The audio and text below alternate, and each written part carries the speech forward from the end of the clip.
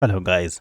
Now in this video I'm going to show you how you can find your screen time on Roblox. So if you want to know how much you have been spending on your Roblox games through your app, it's pretty simple. Just follow these steps. If you find this video helpful, I'll kindly request that you support me by liking the video and also by subscribing to this channel. Alright, so the first thing you need to do is to go ahead and open your Roblox app and then tap on more option here.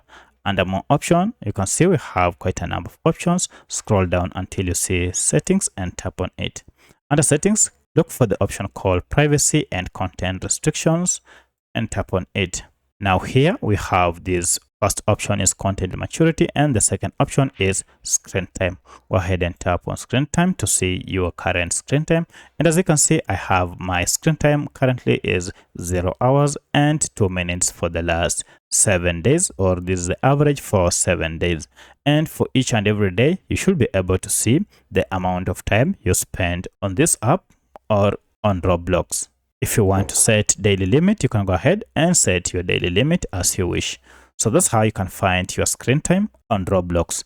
If you have any other question, kindly let me know in the comment section. Otherwise, thanks for watching and let's meet in the next video.